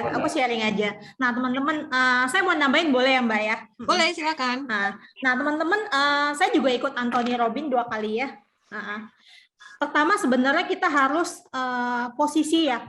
Gini, sebenarnya ada cara mudah supaya kita masuk subconscious mind sih. Artinya gini, kita duduk nih ya, duduknya yang benar ya. Kita tarik napas. Tarik, tahan, keluarin lagi ya. Terus kalau kita udah relax, kita nyiapin, kita tulis. Kenapa perlu niat? Karena gini loh. Karena gini, yang tadi saat kita nulis itu sebenarnya itu otak kita kan juga ini ya berpikir ya. Jadi menulis itu kebanyakan lebih jujur dibanding kita ngomong. Seperti itu. Nah, kenapa harus 7 kali? Karena mungkin yang 7 itu kita berpikir secara logika. Ya, kita belum tahu sebenarnya gimana sih kayak gitu loh. Yang terdeep tuh seperti apa. Nah, sebenarnya di dalam ilmu NLP, setelah kita mendapat apa yang kita inginkan, kita tuh bisa bernegosiasi dengan diri kita sih. Kita bisa ngobrol sama diri kita sendiri. Kebanyakan kita punya masalah, kita tuh nanyanya keluar. Padahal diri kita sendiri itu bisa ngasih tahu solusinya itu seperti apa. Dan diri kita juga bisa dinegosiasi, teman-teman, dengan cara tadi itu namanya self talk. Kita duduk dengan posisi yang benar, tarik napas, keluarin, tarik napas lagi, keluarin sampai badan rileks, tutup mata, kita ngobrol sama diri kita sendiri. Itu akan ketemu kok jawabannya. Saya udah sering melakukan itu. Malah sebenarnya di dalam NLP juga, badan kita tuh bisa menunjukkan loh. Kalau kita kan biasa tahajud ya, istiqoroh itu kan untuk menentukan pilihan nih, mana yang baik ya kan. Sebenarnya istiqoroh di badan itu juga bisa. Dengan apa? Dengan kita fokus, relax, masuk ke subconscious, kita tanya sama diri kita, biar badan kita itu menunjukkan mana sebenarnya yang terbaik buat kita. Itu bisa sampai segitunya. Bagus, terima kasih Mbak. Ya. Saya sepakat. Terima kasih Mbak Evi. Iya, sama-sama Mbak. Ada lagi Mbak yang mau disampaikan? Ya, jadi teman-teman ada bagusnya sih setiap kalau teman-teman pengen lebih deep lagi ya. Kenapa sih? Kadang-kadang untuk masuk ke subconscious mind itu kan banyak orang nggak ngerti. Nah, teman-teman caranya gampang. Kenapa sih kita harus sholat tahajud tuh tengah malam? Karena saat kita bangun tidur, kelayangan itu, kita tuh masuk dalam subconscious mind gitu loh. Antara sadar dan tidak sadar, saat kita sholat, kita berdoa, sebenarnya itu afirmasi buat diri kita sih. Jadi doa itu sebenarnya bukan kita minta tolong sama Tuhan, tapi sebenarnya diri kita punya potensi yang besar, kita menguatkan diri kita, memberi afirmasi kepada diri kita, itulah yang menjadi semangat buat diri kita. Kayak gitu teman-teman. Betul. Itu makanya disarankan ya, saya tambah ya Mbak Evi ya. Iya, siap. Waktu sholat tahajud, betul sekali yang disampaikan Mbak Evi, karena kita ketika bangun tidur itu kan masih kriep-kriep ya, otak kita itu masih 50%. Bagus itu, karena kita masih di subconscious. Ketika ini lebih powerful, ketika selesai sholat ya, itu ketika kita berdoa, itu visualisasi. Jadi kita gabungkan ilmu barat dan ilmu agama kita ya. Ini saya sekali lagi ya, saya tuh kadang itu sungkan, karena saya ini merasa nggak agamis, tapi saya sampaikan yang saya praktekkan ya. Kalau belajar ilmu agama ke yang lain, tapi saya sampaikan, saya cerita yang saya praktekkan. Ketika berdoa, misalnya, ya Allah misalnya ya, saya mohon jadikan pernikahan saya sakinah mawaddah warahmah gitu ya. Saya bayangin saya dan suami saya itu kakek nenek gitu ya. Kita ngapain gitu? Atau oh ya Allah semoga anak saya jadi anak yang soleh. Saya bayangin anak saya itu, saya bayangin gitu. Itu dalam ketika keadaan yaitu tadi kita masih kriap-kriap, itu kita bayangin itu sebenarnya powerful. Jadi kita nggak butuh orang lain untuk melakukan terapi hipnotis. Itu yang saya lakukan. Jadi saya selalu visualisasi, misalnya, oh saya punya uang sekian di rekening saya bayangin kayak pura-pura gambarnya rekening ada tulisannya sekian. Nah itu pas setelah selesai sholat ya dan berdoa itu sih. Ini maksudnya kan selama ini kita selalu belajar ilmu dari Barat. Apakah ini applicable untuk di Indonesia atau di agama kita? Mungkin teman-teman ada yang agama lain, itu silakan dipraktekkan sesuai agama masing-masing. Tapi saya hanya sharing yang saya praktekkan gitu. Oh ya, tambahin satu lagi ya Mbak. Silakan Mbak. Jadi gini, otak kita kan ada subconscious dengan conscious ya. Jadi gini, otak bawah sadar kita itu tidak bisa membedakan mana yang sudah terjadi, mana yang belum terjadi. Betul. Jadi kita bisa melakukan visualisasi seolah-olah itu sudah terjadi gitu. Oh betul, itu juga powerful. Iya, jadi kita mengafirmasi. Jadi misalnya contoh nih, saya kan 12 tahun di insurance ya, saya marketing gitu loh. Jadi waktu saya mau ketemu orang ya, saya tuh sudah membayangkan di dalam pikiran saya orang itu saya akan ngomong gimana, jawabnya gimana. Kita buat kayak apa ya? Kayak sandiwara di dalam pikiran kita seolah-olah itu sudah terjadi gitu loh. Betul, itu sangat powerful. Sepakat ya. Itu aja. dilakukan oleh atlet olimpiade. Jadi atlet olimpiade, mereka yang rata-rata mendapatkan gold medal itu biasanya menuliskan impiannya, ditulis ya, dan visualisasi. Jadi mereka bayangin ketika mereka misalnya menang, dapat piala, ini very powerful. Sepakat dengan Mbak Evi. Terima kasih ya Mbak Evi ya. Sama-sama. Nanti kalau ada yang mau nambahin silakan. Saya mau jawab yang tadi, gimana kita tahu tujuan kita nggak modus. Itu gini, why ini ya, kadang ketika pertama itu kadang kita masih belum bisa menemukan sampai deep gitu. Jadi kita bisa ulang, tapi harus ada orang lain yang nanya gitu. Itu lebih powerful, jangan diri sendiri. Kemudian gimana kita tahu ini benar-benar real why kita itu ketika kita emosional gitu.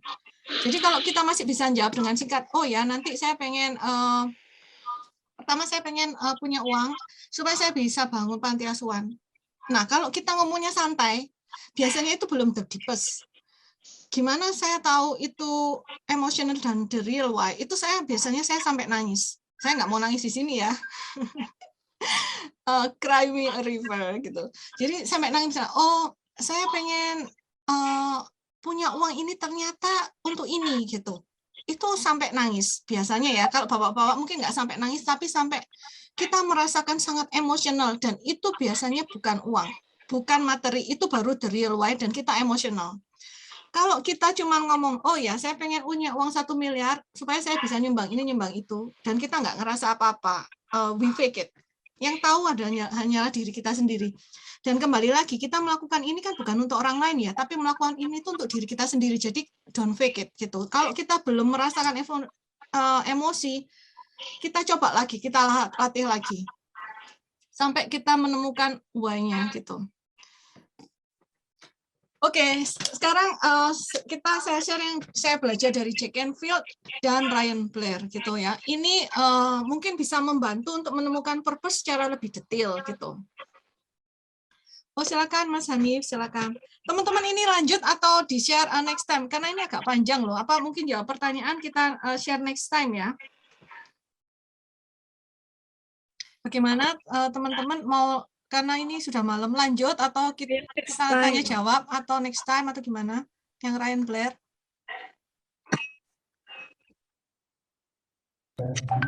Next time aja. Gelasnya kebetulan. Lanjut aja, lanjut. Kita lihat mana lebih banyak, mana lanjut sama next time. Ini Lanjut. panjang sih. Next time. Ini panjang soalnya memang lebih panjang daripada Ryan Blair. Lebih panjang dari Anthony. Anthony yang paling singkat. Lanjut Kak, biar punya pembanding, nggak gantung. Oke, gini aja. Kita lanjut next time karena panjang. Jadi ini adalah dari Ryan Blair dan Jack Canfield. Ini lebih detail. Nanti juga praktek. Jadi mungkin kita coba bulan depan karena minggu depan saya akan bahas produk yang cocok untuk ekspor rencananya. Jadi kalau teman-teman yang ada rencana ekspor ke Amerika atau apa, saya akan tunjukkan ya minggu depan itu adalah produk-produk yang cocok masuk ke Amerika, yang digemari. Misalnya yang nggak kepikiran, misalnya porang. Porang ini kalau saya nggak tahu ya yang rumahnya di kota. Kalau rumah saya dulu di kampung, kalau teman-teman biasanya ke garangan itu dekatnya sungai. Itu biasanya ya orang-orang tua, oh ojo nang garangan, ono porang, iku omahe kuntilanak, wis gitu. Jadi nggak ada yang berani makan. Porang ini diekspor sangat mahal ke Amerika. Jadi itu nanti saya akan share produk apa yang banyak di Indonesia yang punya peluang bagus. Porang ini mahal kalau di sini, mahal. Dan saya sendiri konsumsi porang. Oke teman-teman, sekarang kita ke tanya jawab ya. Silakan yang mau ada pertanyaan. Tapi dari Jawa Timur udah di ini porang Bu, Mbak. Udah di porang ini banyak diekspor ke Jepang ya? Ya tapi udah ada aturannya nggak bisa lagi. Oh kenapa? Kemarin itu Ya. sampai Pak Jokowi ke sini ke Madiun, Mbak. Ya nggak Kenapa bisa kok nggak lagi bisa? Mbak. Diproduksi hilirisasi lah bahasanya sekarang. Oh Ini dulu di Indonesia, nanti setengah jadi baru bisa diekspor. betul. Jadi porang ini ya kebanyakan diekspor ke Jepang. Jepang adalah eksportir porang terbesar Amerika. Dan porang dari Jepang itu bahannya dari Indonesia. Jadi kalau teman-teman bisa memproduksi, mengolah porang itu very big market di Amerika, dikonsumsi daily. Nah, tapi ini kan nggak cuma porang ya, misalnya biji kuaci, terus juga ada rengginang versi Amerika. Saya akan sharing peluang untuk ke Amerika. Kalau misalnya teman-teman belum ada rencana ekspor, mungkin bisa ikut yang selanjutnya. Atau kurang lebih itu untuk minggu depan. Kalau mungkin teman-teman punya ide lain, Mas Aziz silakan share. Teman-teman sebelum kita leave, mohon teman-teman nge-share ngisi ya. Ini adalah kuesioner. Kira-kira topik apa yang teman-teman pengen? Karena saya bisa ngajarin juga, bisa sharing gitu ya. Misalnya tentang funnel. Saya belajar dari Russell Brunson. Ini saya belajarnya sangat intensif. Setiap hari saya belajar funnel pagi malam. Pagi sore. Jadi pagi jam 8 sampai jam 11.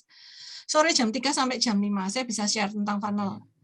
Terus saya bisa share tentang sistemasi sosial media untuk bisnis. Gimana kami ya, tim kita itu sudah punya konten untuk setahun ke depan dan sudah sistemasi untuk 3 bulan ke depan. Untuk sosial media untuk bisnis itu saya bisa. Terus mungkin saya bisa share tentang tren bisnis terbaru di Amerika, itu saya bisa, yang Indonesia belum ada. Jadi kenapa ini penting ya? Kalau teman-teman terdepan gitu ya tentang, makanya saya tadi Anthony Robbins kan bilangnya strategi bukan taktik gitu. Teman-teman harus tahu strategi bisnis apa yang paling bagus supaya teman-teman terdepan. Saya bisa share mungkin strategi bisnis terbaru di sini, itu saya bisa. Teman-teman ini akan di-share link di sini.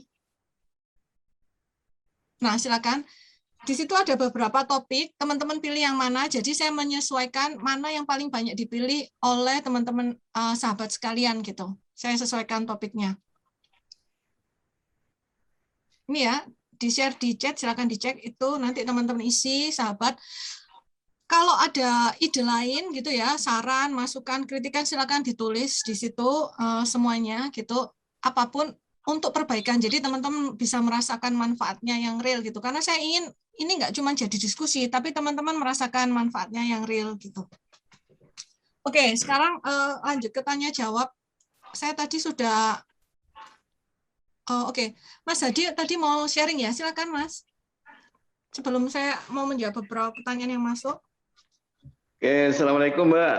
Waalaikumsalam Mas Hadi, silakan. Ya. Matur nuwun. Iya, matur nuwun juga Mbak. Di mana Mas? Mudah-mudahan jadi amal jariah. Saya di Bekasi Mbak, stay-nya. Oh, oke. Ya. Silakan Mbak, Mas, mau sharing. Iya, mau sharing begini. Jadi ini tadi tambah penguat ya. Ada salah satu mentor saya juga. Beliau pernah tinggal di New Zealand. Beliau cerita tentang tadi yang kalau Mbak ceritakan orang-orang yang hampa gitu. Kalau beliau ceritakan bahwa banyak juga orang yang melakukan pencarian kebenaran, bahasanya seperti itu. Gitu. Betul sekali. Itu sangat-sangat betul. Nah, makanya saya coba ingin bermanfaat di situ. Saya buat namanya Mantap Education, Mbak, gitu. Nah, saya memang pernah podcast saya itu, ya kelemahan saya bahasa Inggris saya belum lancar gitu. Pernah didengar di USA itu 1.200 pendengar gitu Mbak, cuman ya bahasa Indonesia gitu. Maksud saya bisa nggak ini dijadikan sebuah, ya sebenarnya sih nggak pantas jadi bisnis gitu ya, tapi cara mengemasnya justru pintunya atau jalannya adalah menjadi sebuah bisnis untuk masuk memberi jalan orang-orang yang hampa itu. Nah, gimana pandangan Mbak tentang bisnis di bidang itu, terutama untuk di USA? Itu aja Mbak, makasih Mbak. Oke, terima kasih. Menurut saya menurut saya gini, kita menjual value itu menurut saya nggak apa-apa, Mas Hadi. Dan di sini bisnis seperti itu banyak, seperti altar call. Altar call ini itu terus terang ya, kebanyakan altar call ini mahal, Mas, yang saya ikuti ya. Saya sendiri itu sudah menemukan purpose, tapi kenapa saya ikut punyanya Ryan Blair? Karena saya ingin lebih mempertajam purpose. Tapi ya Mas ya, terus terang saya share. Di teman-teman saya, mastermind, kebanyakan itu belum paham purpose-nya. Betul seperti yang disampaikan Mas Hadi, mereka masih mencari. Seperti hari ini ada yang share, beliau itu umur 30 tahun, manajer perusahaan X, beberapa tahun ditempatkan di Cina, dia bilang, dia merasa tidak tahu hidupnya ini apa, dia sedang mencari hidupnya ini apa. Pencarian diri, dia posting tuh di grup, baru saya baca pagi ini. Dan ini dibantu oleh Ryan Bland untuk menemukan purpose hidupnya. Menurut saya ini bisnis yang mulia gitu, karena kita memberikan value, memberikan manfaat, dan nggak apa-apa itu dijual karena kita kan juga menukar dengan waktu ya. Waktu ini adalah hal yang sangat mahal, yang berharga karena nggak bisa diulang. Jadi kalau jenengan punya skill di situ, punya ilmu, menurut saya nggak apa, dilanjutkan. Dan ini di Amerika seperti ini sangat dihargai, mahal Mas. Makasih Mbak, spiritnya Mbak. Good luck. Insya Allah saya terus Mbak Dewi jadi mentor saya Insya Allah gitu. Terutama dari saya pokoknya kita saling sharing aja Mas. Kita saling sharing. Saya belum pantas jadi mentor. Saling sharing. Ya. Mungkin nambahin tadi Mbak yang terkait kenapa angka 7 gitu ya. Saya hanya menguatkan, nambahin bahwa hampir semua kehidupan ini adalah pengulangan. Termasuk Al-Quran yang rahmatan lil alamin itu 79% kosakatanya adalah pengulangan. Dan ibadah kita apa semuanya pengulangan. Jadi memang 7 itu bisa dikatakan untuk lebih tertanamlah, terhujam di dalam hati. Itu aja barangkali kalau menurut analisa saya. Jadi hampir semua, kenapa kita baca Al-Fatihah dalam sholat 17 kali itu juga pengulangan, Senin, Selasa, Rabu ketemu pengulangan, itu untuk lebih mantap lah itu istilahnya, semakin lebih baik. Barangkali itu tambahan yang tadi Mbak Dewi seperti tanyakan. Jadi ada namanya power of repetisi gitu, pengulangan. Iya. Makasih banyak Mbak, supportnya Mbak. Insya Terima Allah. kasih Mas. Saya akan terus ikuti. Kehadirannya. Terima kasih banyak ya. Makasih sharingnya. Good luck. Ya, Assalamualaikum warahmatullahi wabarakatuh. Waalaikumsalam. Nah sekarang ini virtual learning ini lagi grow di Amerika. Ini adalah billion US dollar. Jadi kalau teman-teman punya bahasa Inggris yang bagus, itu bisa jualan ke market Amerika. It's very good gitu ya. Karena di sini mahal gitu. Oke, saya langsung masuk ke tanya jawab ya, karena ini sudah sudah kita lebih 30 menit, sebenarnya kita targetnya hanya 1 jam. Saya jawab beberapa pertanyaan, ini pertanyaannya seputar ekspor, akan saya jawab di acara selanjutnya ketika kita bahas ekspor, jadi benar-benar detail di situ. Oke, saya bahas yang hari ini, ada yang bertanya seputar hari ini, kalau enggak saya bahas yang ini ya. Mbak tanya dong. Oke, silakan. Mbak Dewi, Assalamualaikum. Waalaikumsalam, Mbak Indah. Iya, saya mau tanya, kalau kita umpamanya saya nih ya punya tujuan ya, punya goal, kita tuh berambisi banget gitu loh. Tapi pasangan kita tuh santai, terus kayak yang biasa aja gitu. Gimana caranya untuk atasi biar kita jalan bareng, biar bisa sama-sama ke tujuan gitu loh. Saya jujur ya, saya mau jujur, ini termasuk pertanyaan yang berat untuk saya jawab. Karena saya dulu mengalami, dan itu, gimana ya, saya bisnis sendiri dulu. Jadi ibaratnya saya ini adalah tulang punggung keluarga, gitu. Saya tahu, maksudnya mbaknya itu paham, karena waktu itu, misalnya ya, saya ingat, misalnya saya curhat, oh susunya habis, udah kasih air aja gitu. Oh berasnya habis, sudah makan singkong. Ya gitulah. Intinya boro-boro bantuin bisnis ya. Curhat gitu aja gitu. Jadi saya paham maksudnya. Nah, itu saya menikah 9 tahun, saya berusaha untuk bisa menyemangati supaya beliau join saya. Itu akhirnya masih belum bisa gitu, Mbak. Jadi mungkin saya belum bisa menjawab gitu. Saya jujur kalau saya nggak bisa jawab ya. Mungkin kalau yang gimana ya jawabnya? Terus terang ini pertanyaannya sangat berat, Pak. Gimana? Karena saya sendiri nggak bisa dulu. Mungkin yang saya lakukan, kalau saya semampu saya melakukan sendiri dan memberikan contoh ya. Oh, ini saya melakukan ini ada hasilnya. Mungkin kalau Mas bantu saya, ini hasilnya lebih banyak karena saya kerjain sendiri aja hasilnya segini. Mungkin seperti itu. Tapi itu berhasil gitu untuk suami saya yang sekarang gitu. Tapi untuk suami saya yang dulu itu nggak berhasil. Jadi mohon maaf ya Mbak, saya nggak tahu gimana jawabnya. Apa mungkin ada teman lain yang bisa membantu? Saya mohon maaf sekali loh ya Mbak Indah. Ini. Saya kalau bantu sharing tentang bisnis Mbak Indah. Kenapa? Saya izin bantu, Mbak. Silakan Mas Haris, silakan. Ini terbuka ya, siap. Mungkin ada yang bisa bantu. Jadi apa ya? Kalau saran apa? Pertama kita harus pahami dulu makna pasangan. Pasangan itu pasti berbeda gitu. Jadi dia jadi jodoh kita karena dia beda sama kita. Ya, kalau kita mau ngegas biasa pasangan itu ngerem. Kita semangat biasanya pasangan itu santai gitu. Jadi tapi kan sifat pasangan ke kita itu nggak bisa kita kontrol, Pak. Jadi yang bisa kontrol adalah diri kita. Nah, saran saya cuek aja gitu. Jadi nggak usah mempermasalahkan orang dukung kita atau enggak. Kita jalan aja dulu. Kayak Mbak Dewi di awal-awal ya suaminya nggak mau dukung. Tapi begitu kelihatan hasil, dukung. Karena sayang banget gitu. Gara-gara orang di sekitar kita nggak dukung kita, itu jadi beban lagi bagi kita nggak gerak. Jadi kalau saran saya, tuh Mbak Indah, ya cuek aja Mbak sama pasangan. Dia mau dukung, mau nggak dukung, Mbak Indah tetap jalan aja. Dan memang pasangan itu pasti beda gitu. Kalau sama itu bukan pasangan, sejenis, nggak boleh sejenis. Ya. Jadi memang pasti beda. Ya, jadi banyak orang menjadikan alasan nggak didukung pasangan, nggak didukung orang tua, itu jadi alasan dia. Makanya aku nggak sukses kamu karena aku nggak didukung. Ya, menurut saya ya udah itu nggak usah terlalu karena kan 80 ada prinsip 9/10 ya. Jadi 1 itu memang itu faktor luar, tapi 9 hal itu faktor kita. Jadi saran saya untuk Mbak Indah tetap jalan aja, ya pasangan itu nggak usah diopen ya memang itu.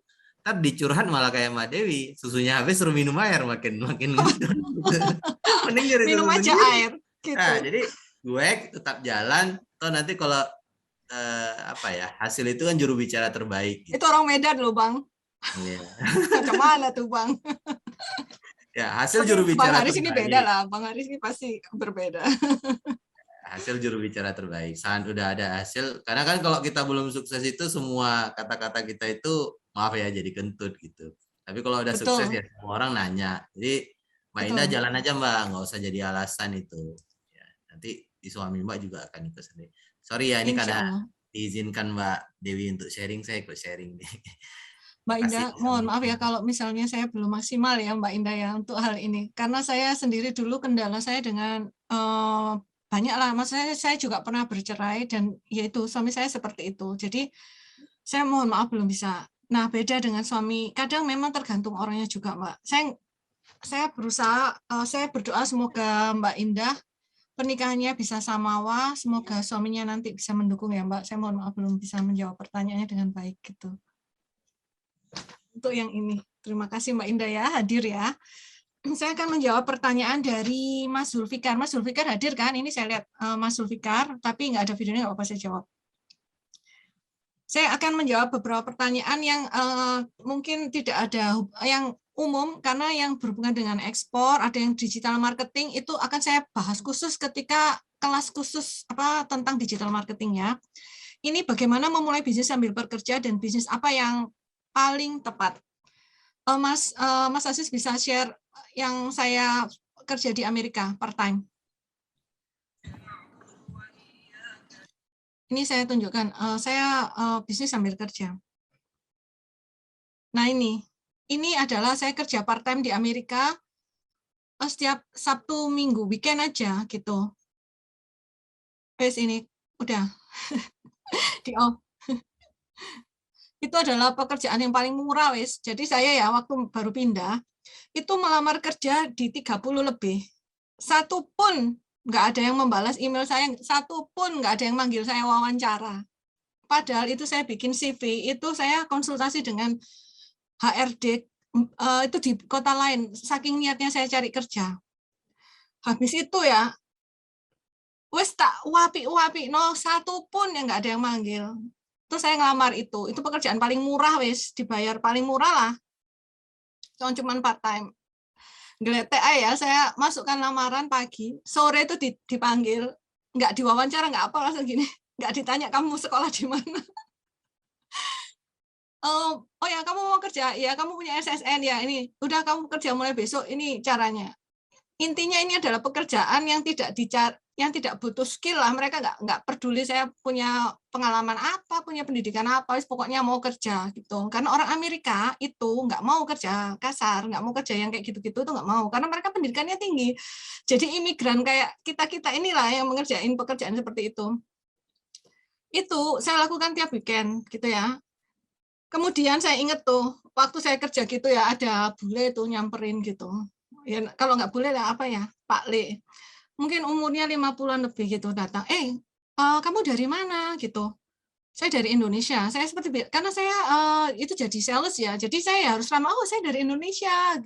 Kamu pernah ke Bali nggak? Bali itu indah, ini murah ya. Saya promosi Indonesia. Dia bilang gini, you stole my job. Saya kaget. Dia ngomel-ngomel, dia bilang gini, my President Trump will build a wall, dia bilang gitu. So immigrant cannot cross border illegally. Jadi intinya Presiden Trump akan membangun tembok, jadi imigran tuh nggak bisa nyelonong gitu secara ilegal. Saya melongo.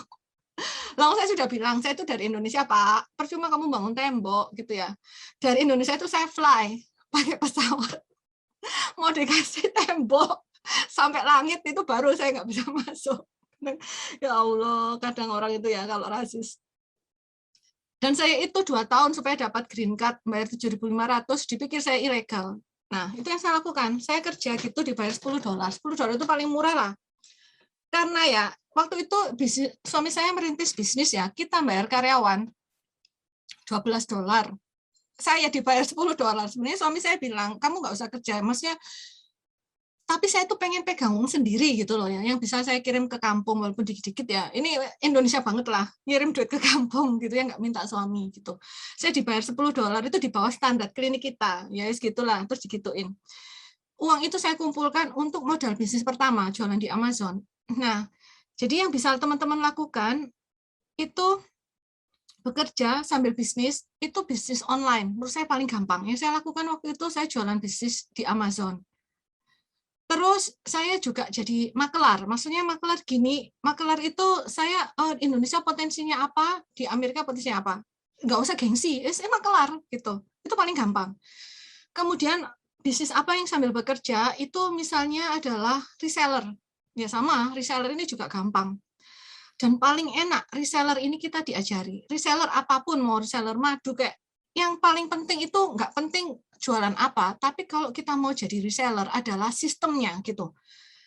Wes, walaupun kita bapak-bapak jualan jilbab, no problem. Ibu-ibu jualan obat kuat, no problem. Yang penting apakah nanti saya diajari bisnis di situ? Apakah ada mentornya? Apakah nanti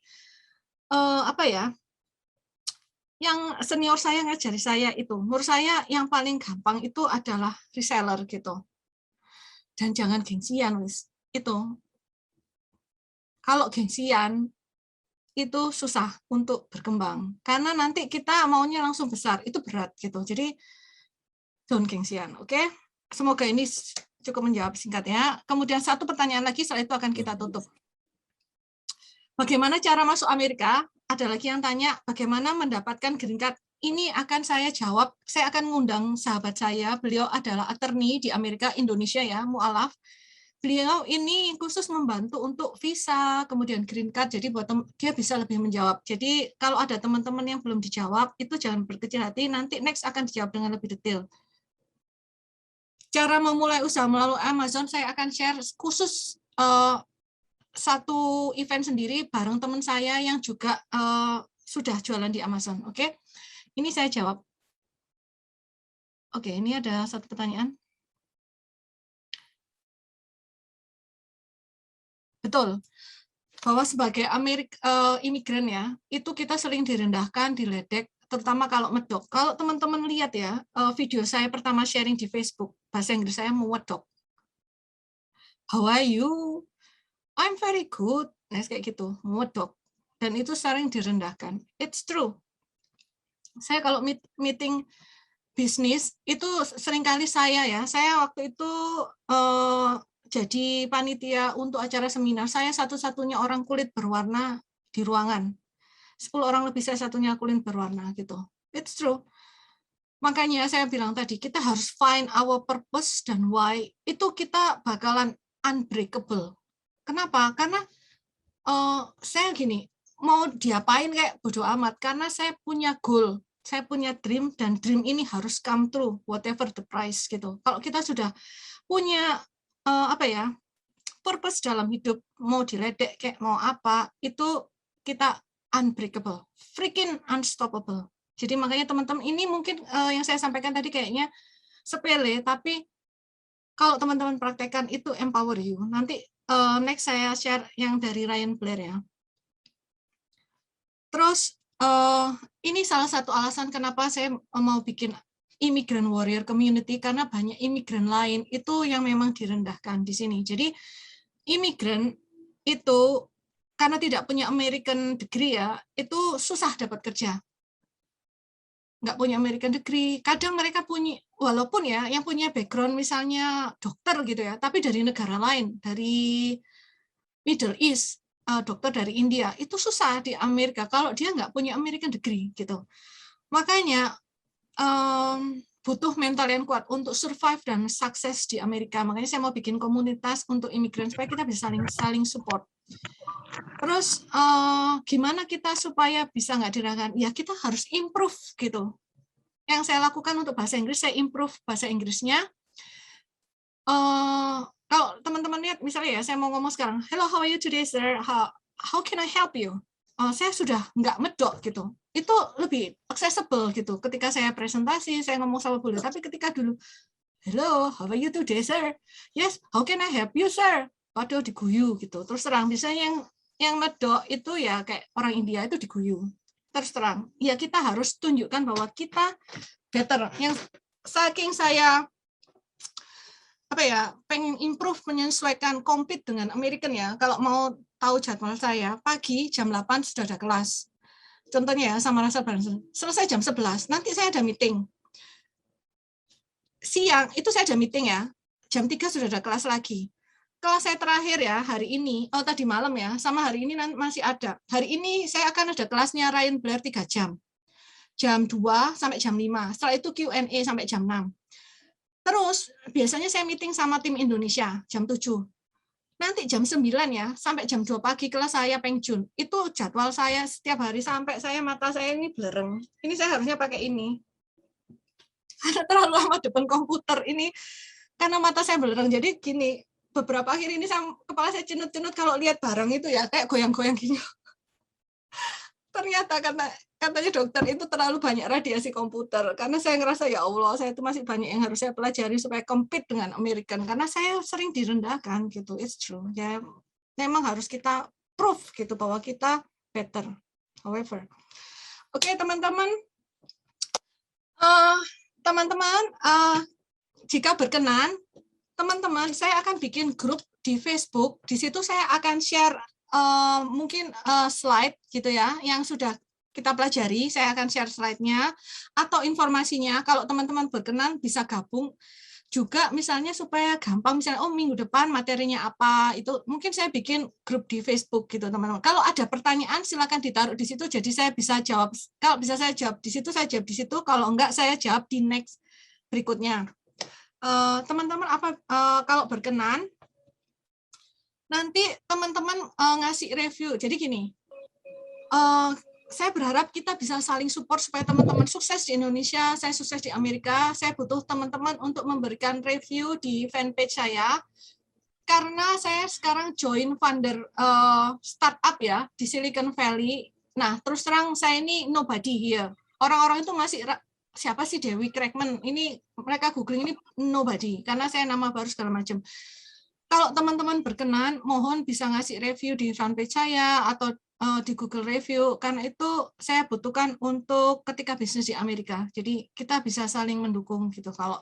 Dan teman-teman nggak usah bohong. Kalau menurut teman-teman ini nggak bermanfaat, ya nggak usah ditulis, nggak usah muji-muji saya. Misalnya, saya ikut acaranya, yang netral-netral aja nggak apa-apa. Atau saya kenal Dewi sudah 2 tahun, itu kan nggak muji ya kalau dirasa nggak bermanfaat.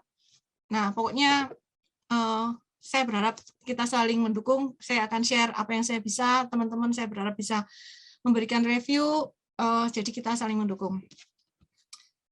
Teman-teman apa berkenan untuk tunjuk video atau kok sudah ngantuk ya? Saya mau take picture, selfie kita. Sebentar aja, cuman 5 detik wis. Semuanya cantik kok. Ganteng dan cantik.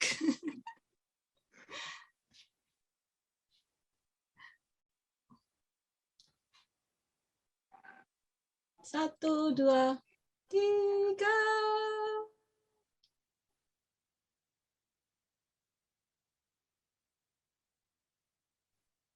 Alhamdulillah. Silakan di-close lagi videonya. Nanti di-share ya fotonya. Siap. Teman-teman, jika berkenan, foto ini saya share di fanpage. Kalau teman-teman berkenan, nanti mungkin komen di situ, di like atau apa, supaya, jadi terus terang ya, fanpage ini adalah fanpage yang saya bikin sebelum saya pindah ke Amerika, mungkin 7 tahun lalu untuk bisnis saya yang di Tanjung, itu bisnis wedding. Waktu itu yang follow kebanyakan anak-anak muda yang 20 tahun yang mau menikah karena memang isinya seperti itu. Sekarang saya ganti Dewi Crackman, saya isi tentang bisnis. Terus terang ya, waktu saya ganti Dewi Crackman, saya upload bisnis banyak yang unfollow karena memang beda audience. Begitu saya upload bisnis langsung unfollow gitu. Jika teman-teman berkenan, nanti ini saya share di fanpage, teman-teman bisa like. Jadi ini juga bahwa saya ini real gitu.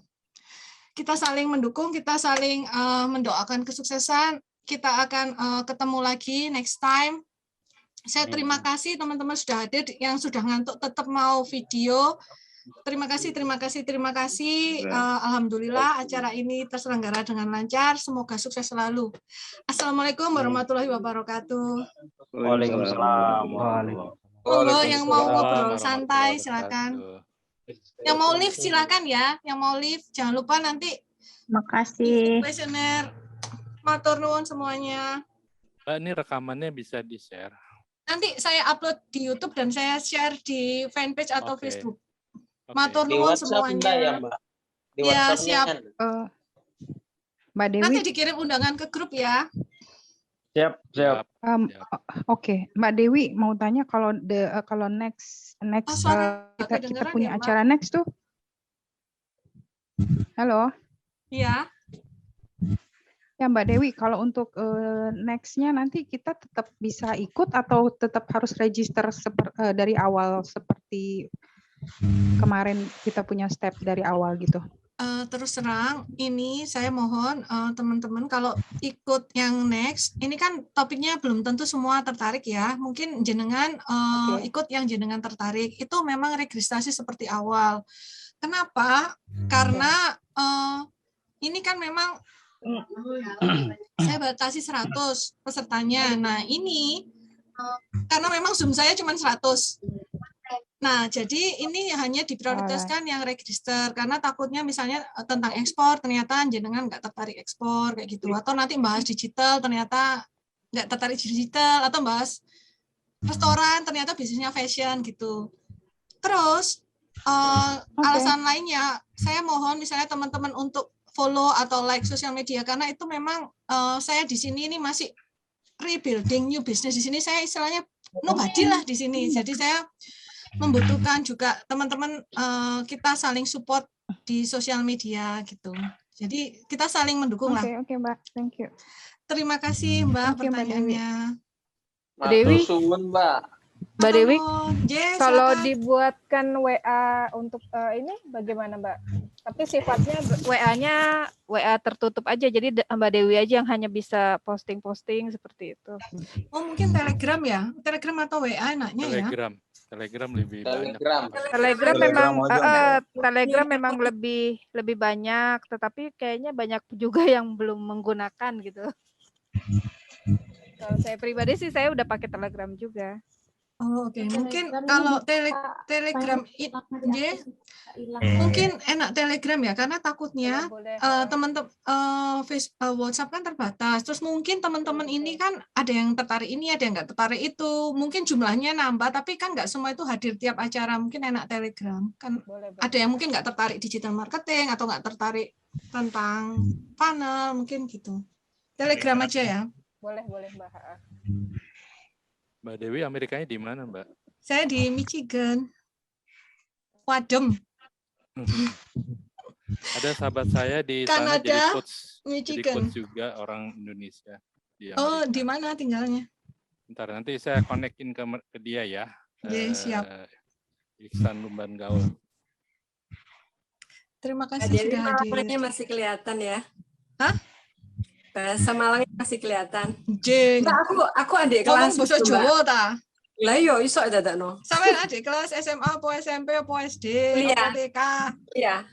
Bahasa Inggris. Bahasa Inggris iku aku lah nuwakal lah. Angkatan berapa? 99 masuk. Saya 97. Jadi saya dulu nuwakal bahasa Inggris. Saya tuh ya dibenci sama dosen-dosen karena sering ngajak teman-teman saya bolos gitu. Tapi aku kuliah nggak begitu kenal Mbak Dewi, cuman terus di Udah Tanjung itu, di Tanjung itu yang mulainya souvenir dari itu, situ. Nah, itu aku ngikuti. Ini kok api-api ya souvenirnya. Kan aku mau mantenan waktu itu toh. Terus tak pantau, ini kakak kelas kita loh gitu kan teman-teman. Terus hilang lagi, ketemu lagi di Facebook Dewi Krekman. Ih sopo tuh kok ini. Aku kan sekarang lagi ini bisnisan juga nih. Bener-bener katanya Mbak Dewi. Jadi yang minim modal itu reseller. Aku ada bisnis laundry di rumah. Tapi memang reseller itu menurutku yang keadaan pandemi sekarang yang kemarin omsetku turun drastis itu reseller itu menolong banget. Gitu. Jadi aku sekarang ikuti terus Facebooknya Mbak Dewi kayak apa, tak ikutin. Terima kasih Mbak Siska. Iya, saya sama-sama. dulu nuwakal. Untung sampean gak kenalnya sekarang setelah bertobat kayak Ryan. Bedanya saya nggak punya tato Mbak. Saya dulu ya Mbak yo. Wes dibenci lah sama dosen soalnya saya sering bolos Mbak. Jadi tuh teman-teman yang izin live, terima kasih hadirnya, monggo silakan yang mau live, silakan. Saya terima kasih semuanya sudah hadir. Jadi saya dulu bolosan Mbak. Siapa ini yang ngajak ngobrol? Mbak Dewi. Mbak Dewi kan super sibuk gitu, masih ada waktu nggak buat ini privat class ya? Saya terus terang sekarang belum ada. Saya itu loh, sekarang ini sebenarnya selama 2 minggu nggak boleh deket-deket komputer sebenarnya. Suruh pakai ini sama dokternya karena matanya radiasi. Mbak Dewi suaminya dokter ya Mbak ya? Mungkin ke depannya Pak Adi. Kalau sekarang terus terang saya masih belum ada waktu. Tapi nggak keberatan kan Mbak kalau saya nanya-nanya via WA gitu? Kalau pas saya bisa jawab, insya Allah saya jawab. Kalau pas saya longgar ya, seperti yang saya sampaikan tadi. Oke. Seperti yang saya sampaikan tadi, jadwal saya seperti itu. Ya. Oke, makasih Mbak ya. Saya izin lah ya. Matur nuwun Pak Mas Hadi. Ya, Assalamualaikum warahmatullahi wabarakatuh. Salam. Sukses selalu Mbak Dewi. Matur nuwun Mas Hadi, sukses selalu. Mbak Siska dulu kuliahnya di RKP. Ya. Sama apa PPI ya kalau nggak salah. Kita kan nggak punya gedung. Dulu Mbak yo biasanya itu berteman sama ini tukang sampah yang nyapu-nyapu tiap pagi. Tak suruh ngumpulin daun-daun sama bunga-bunga, tak pilih tak buat daur ulang Mbak. Jadi aku CS-nya tuh mulai kuliah ya? Iya mulai kuliah. Itu kan banyak pohon-pohon tuh zaman kita. Benar. Nah itu biasanya orang sampah itu kan daun-daun itu disapu itu. Biasanya pagi, aku datang tuh pagi Mbak jam 6 sebelum kelas, tak cariin. Nanti dia, oh itu Mbak sebelah sana daun-daunnya tak pilih Mbak. Dikeres lagi Mbak pulang. Astagfirullah ya Allah. Ini ada yang angkat tangannya apa? Ada yang mau bertanya Mas Teguh Gumilang? Silakan Mas. Assalamualaikum warahmatullahi wabarakatuh. Apa kabar Mas? Alhamdulillah baik. Bagaimana sebaliknya? Alhamdulillah Mas.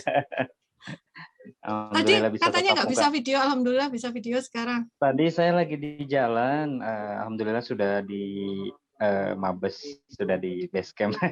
Oh alhamdulillah. Iya.